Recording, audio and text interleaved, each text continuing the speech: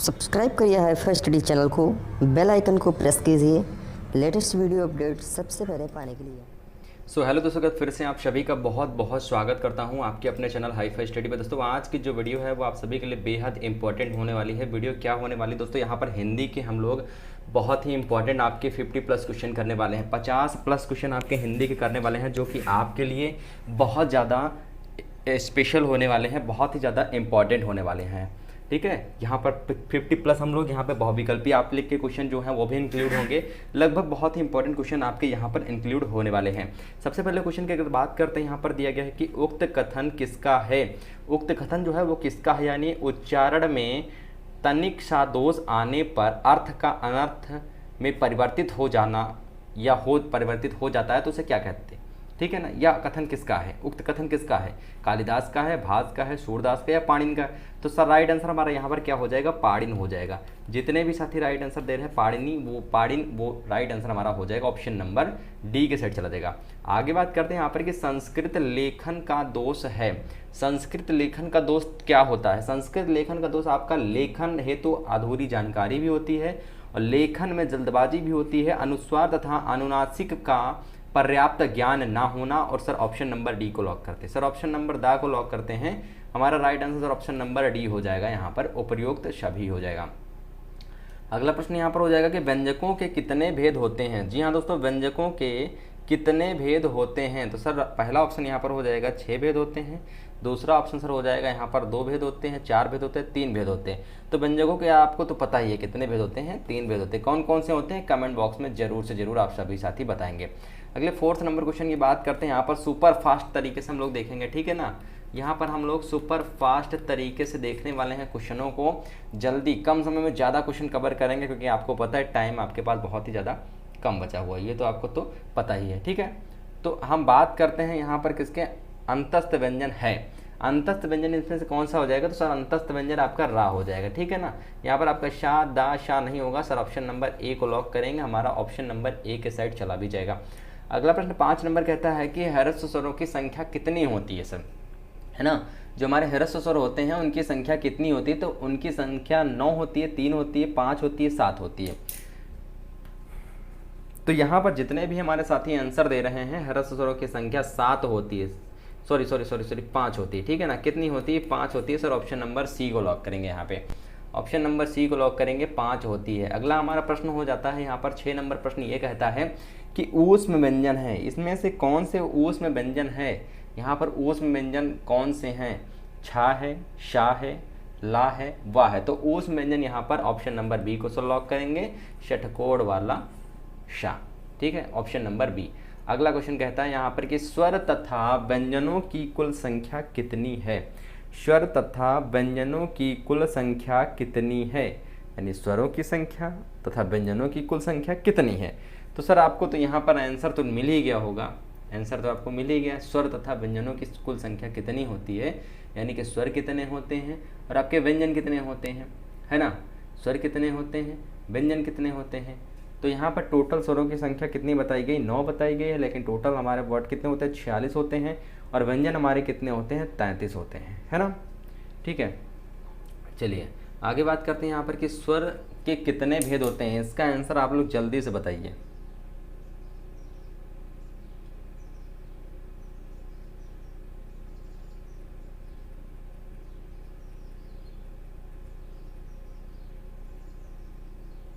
देखिए यहाँ पर हमारे जितने भी साथी स्वर के कितने भेद होते हैं, है ना, स्वर के कितने भेद होते हैं, तो कितने भेद होते हैं यहाँ पर स्वरों के जो भेद होते हैं वो मैं आपको बता दूं कितने होते हैं, 3 भेद होते हैं। कितने भेद होते हैं, 3 भेद। अगर इससे पहले वाले क्वेश्चन में थोड़ा सा भी डाउट है तो यार क्लियर कर दे रहा हूँ मैं। स्वर तथा व्यंजनों की कुल संख्या कितनी होती है ना, स्वर तथा व्यंजनों की संख्या कितनी है। देखिए वर्णों के व्यवस्थित समूह को क्या कहते हैं, वर्णमाला कहते हैं। थोड़ा सा बेसिक से हम ले चलेंगे, ठीक है ना, वर्णमाला कहते हैं। अब यहाँ पर हिंदी उच्चारण में आधार पर 53 वर्ण माने जाते हैं, 53 वर्ण माने जाते हैं इसमें। ठीक है, जिसमें से आप लोगों ने देखा होगा विद्या वाला द्या कहीं पर नहीं पढ़ा जाता ना, द्या, तो द्या भी हमारा एक वर्ड होता है। वही मिला के कितने होते हैं, 53 होते हैं। इनमें से 12 स्वर होते हैं। स्वरों की संख्या कितनी होती है, 12 होती है, यानी 9 में और मिला देंगे 12। ठीक है, 12 क्या होते हैं, 12 स्वर होते हैं और 41 व्यंजन होते हैं। ये हो गया पूरे वर्णमाला की बात। लेकिन लेखन के आधार पर क्या होते हैं, लेखन के आधार पर हमारे क्या होते हैं, लेखन के आधार पर हमारे 57 वर्ड होते हैं, जैसा कि मैंने आपको बताया द्या मिला करके, और इनमें से 12 स्वर, 41 व्यंजन, और चार क्या होते हैं, संयुक्त व्यंजन होते हैं। 4 क्या होते हैं, संयुक्त व्यंजन होते हैं। तो इस तरह से मिला करके टोटल हमारे 57 होते हैं, 53 होते हैं। ठीक है, तो ये हो गया हमारी वर्णमाला के बारे में बात, थोड़ी सी वर्णमाला यानी वर्डों के व्यवस्थित। ठीक है, तो यहाँ पर ये जो हो गया वर्णमाला हो गया हमारा, पूरा का पूरा हो जाता है। जो फिर स्वर इसमें आपके छोटा आ, बड़ा आ, छोटी ई, बड़ी ए, छोटा ओ, बड़ा ओ, रे, ए, ऐ, ओ, औ, आ। ठीक है, और अन और आहा ये हमारे विसर्ग अनुस्वार हो जाते हैं, यानी कि हमारे टोटल कितने हो जाते हैं, कितने हो जाते हैं हमारे टोटल सर, तो मैंने आपको बताया कितने होते हैं, 12 होते हैं। ठीक है, चलिए अगले प्रश्न पे और चलते हैं। अगले प्रश्न की बात करते हैं। यहाँ पर दिया गया है कि दीर्घ स्वरों की संख्या कितनी होती है। तो दीर्घ स्वरों की जो संख्या होती है, यानी दीर्घ स्वर जो होते हैं वो कौन कौन से होते हैं, और दीर्घ स्वरों की संख्या जो है वो कितनी होती है। ठीक है, तो दीर्घ स्वरों की संख्या कितनी होती है, तो वो होती है 8। कितनी होती है, 8 होती है दीर्घ स्वरों की संख्या। और बात करते हैं यहाँ पर दोस्तों हम लोग संयुक्त व्यंजन के बारे में। तो संयुक्त व्यंजन जो होते हैं हमारे, संयुक्त व्यंजन इसमें से कौन से हैं, मा, धा, ना, त्र। तो संयुक्त व्यंजन में आपके कौन कौन से आते हैं, एक तो आपका छा आता है, एक आपका त्र आता है, और एक आपका ज्या आता है, और एक आपका स्रा आता है, श्राप वाला स्रा। ठीक है, तो यहाँ पर अब यहाँ पर देखते हैं हम लोग संयुक्त व्यंजन इसमें से कौन सा आ रहा है। तो सर दा नंबर वाला इसमें मिल रहा है, तो सर यही हमारा राइट आंसर हो जाएगा। हमारा ऑप्शन नंबर दा के को लॉक करेंगे। हलंत को प्रदर्शित किया जाता है, हलंत को किस तरह से प्रदर्शित किया जाता है, हलंत को। ठीक है ना, जवाब इसका आप लोग को कहाँ देना है, कमेंट बॉक्स में देना है। आगे बात करते हैं यहाँ पर कि मौन पठन, जी हाँ, मौन पठन के दोष हैं। तो मौन पठन के कौन से दोष हो जाएंगे, भयभीत होकर पढ़ना, ये भी आपको मैंने इससे पहले बताया है। ठीक है ना, भयभीत होकर पढ़ना, आंशिक होकर पढ़ना, ध्वनि को नाक द्वारा निकालना, या उपरोक्त सभी। तो सर 12 नंबर का राइट आंसर हमारा जो हो जाएगा 12 नंबर का वो उपरोक्त सभी हो जाएगा, यानी ध्वनि से नाक द्वारा निकालना, आंशिक होकर पढ़ना, भयभीत, यानी कुल मिला के मौन पढ़ने का मतलब ये होता है। जैसे आप लोगों ने छोटी क्लास अपने जब हाई स्कूल इंटर में रहा होगा तो देखा होगा सर यही कहते थे ना, मौन में पढ़िए आप लोग, मन में पढ़िए आप लोग। ठीक है, तो यही होता है। संस्कृत वर्णमाला को कितने भागों में बांटा गया है, जी हाँ, संस्कृत वर्णमाला को कितने भागों में बांटा गया है, इसका जवाब आपको बताना है। जल्दी से बताइए आप सभी साथी। तो संस्कृत वर्णमाला को कितने भागों में बांटा गया है, जल्दी से आप लोग बताइए, जल्दी से आपको बताना, संस्कृत वर्णमाला को कितने भागों में बांटा गया है।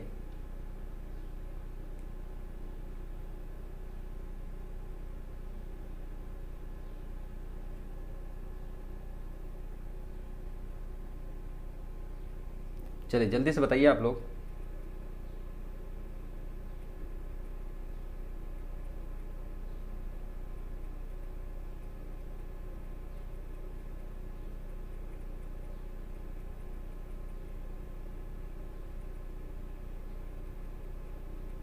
ओके, यहाँ पर देखते तो दोस्तों हम लोग यहाँ पर कि जो हमारी संस्कृत वर्णमाला होती है ना, संस्कृत वर्णमाला 2, 5, 4, 6, तो कितने भागों बांटा गया, उनको बांटा गया 4 भागों बांटा गया है। 4 भागों में बांटा गया है संस्कृत वर्णमाला को। कितने भागों में सर, 4 भागों में बांटा गया है। अगले प्रश्न की यहाँ पर बात करते हैं, जो कि हमारा दिया गया है कि मौखिक पठन के तत्व, मौखिक पठन के तत्व कौन कौन से हैं।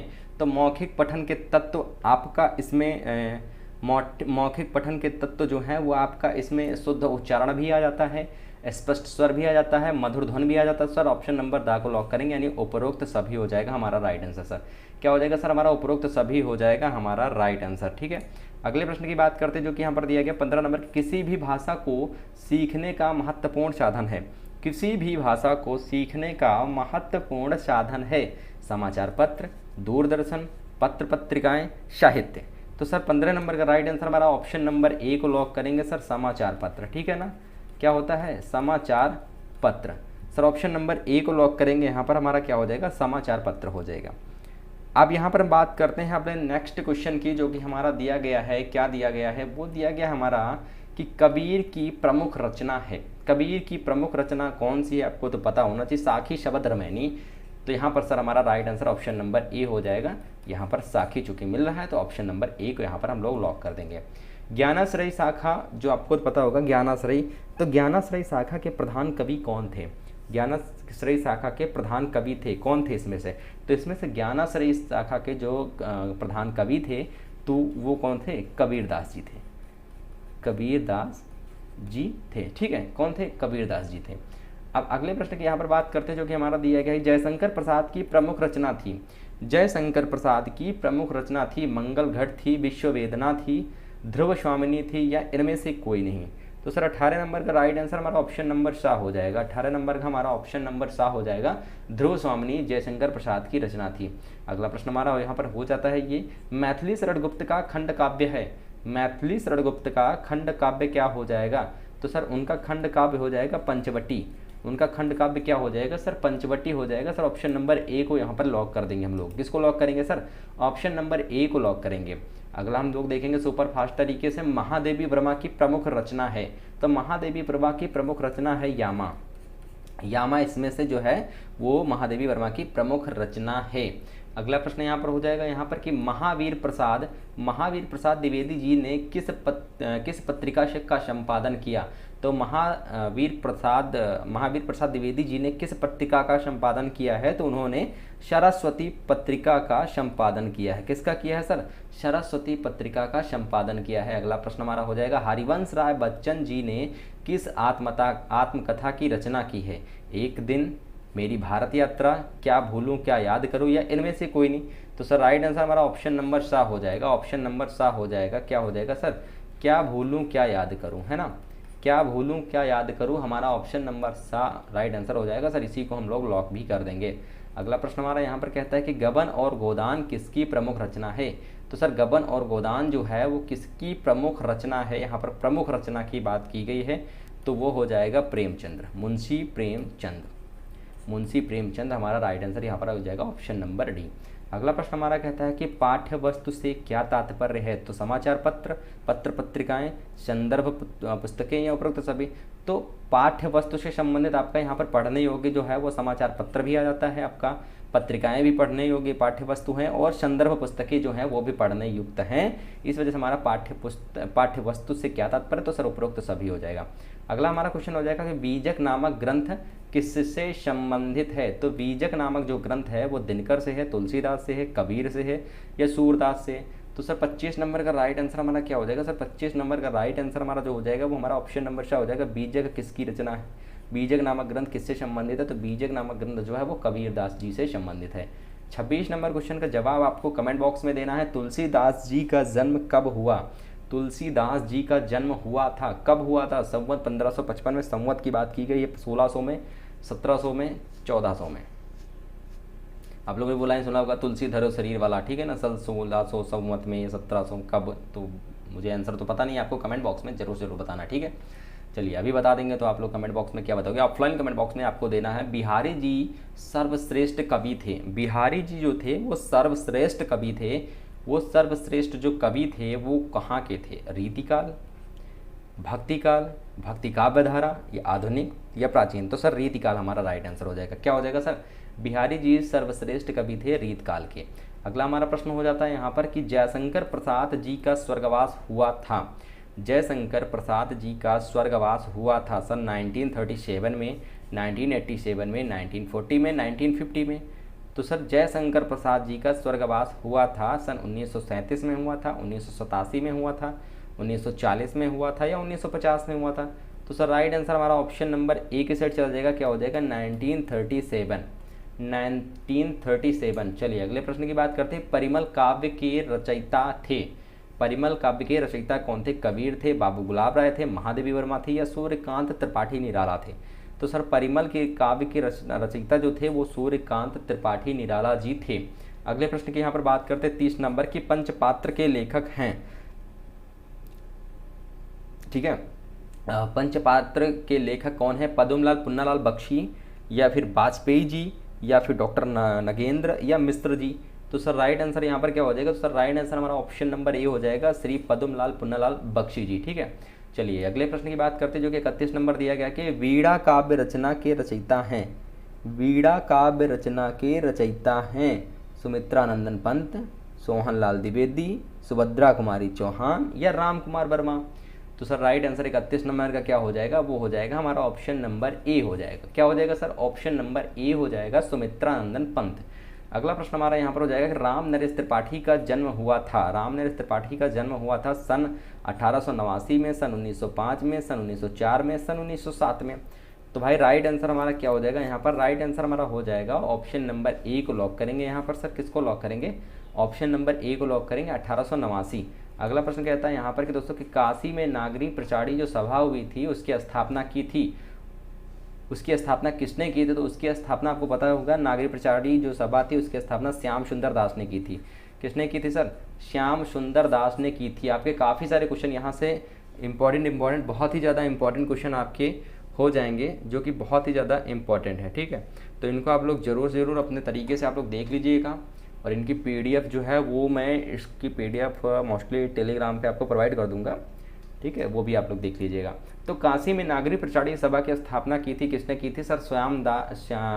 श्याम सुंदर दास जी ने की थी। अगले प्रश्न की बात करते जो कि दिया गया कि हिंदी नवजीवन का संपादक या हिंदी नवजीवन का संपादन किया था, किसने किया था इनका संपादन? ठीक है, किसने किया था? तो यहाँ पर हो जाएगा आपका right answer option number B हो जाएगा, हरिभाऊ उपाध्याय। डॉक्टर राजेंद्र प्रसाद, हरिभाऊ उपाध्याय, रामकुमार वर्मा, हजारी प्रसाद द्विवेदी।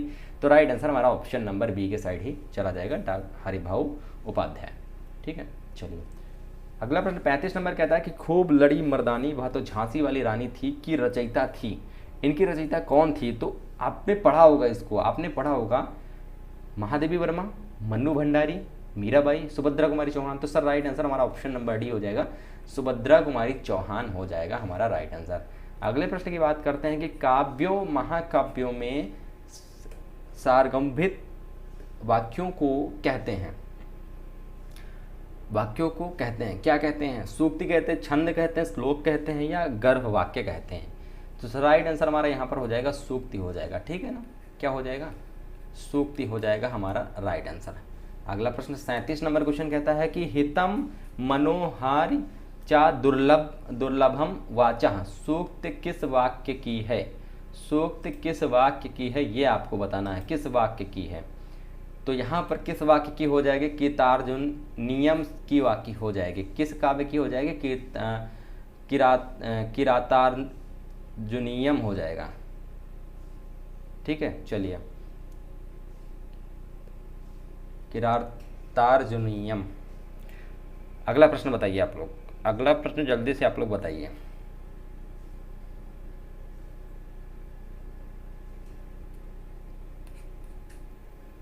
विश्व साहित्य के इतिहास में सबसे बड़ा महाकाव्य है, विश्व साहित्य के इतिहास में सबसे बड़ा महाकाव्य है, क्या हो जाएगा? रामायण हो जाएगा, महाभारत हो जाएगा, शिशुपाल वधम हो जाएगा, श्री भगवत गीता हो जाएगा, श्रीमद् भगवत गीता हो जाएगा।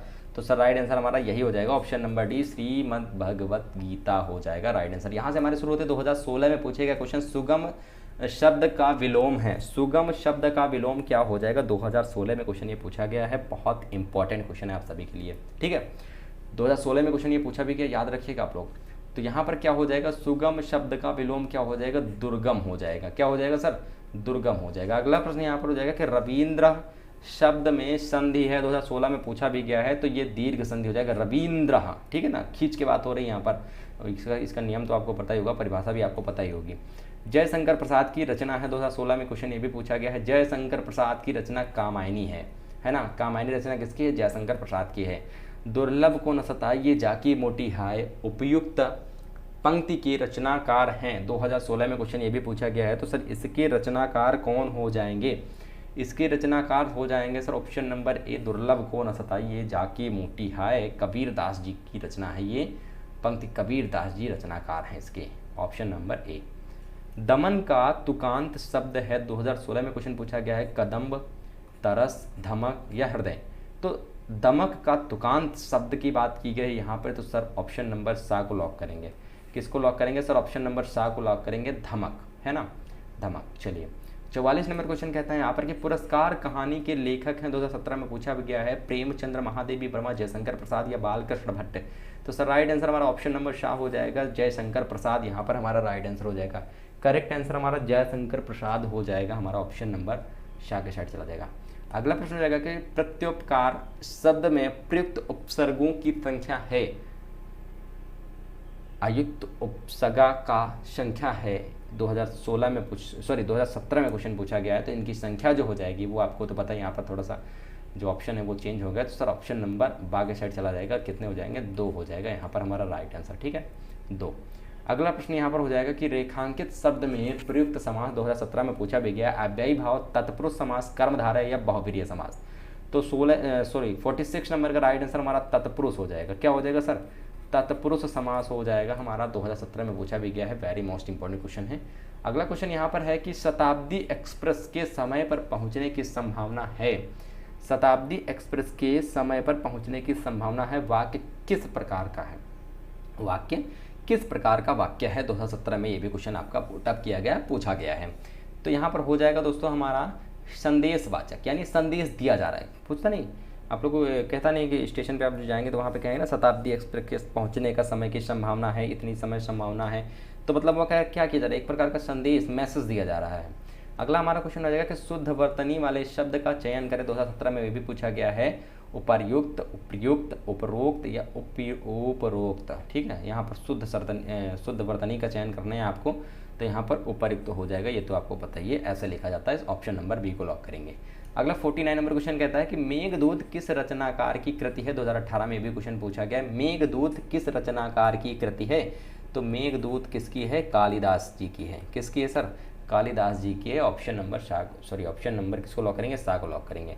सूर्योदय में कौन सी संधि है, इसका जवाब आपको कमेंट बॉक्स में देना है। सूर्योदय में कौन सी संधि है, जल्दी से आप लोग कमेंट बॉक्स में दीजिए, सुपर फास्ट तरीके से आपको देना है। कौन सा शब्द अव्ययी भाव समास का उदाहरण है।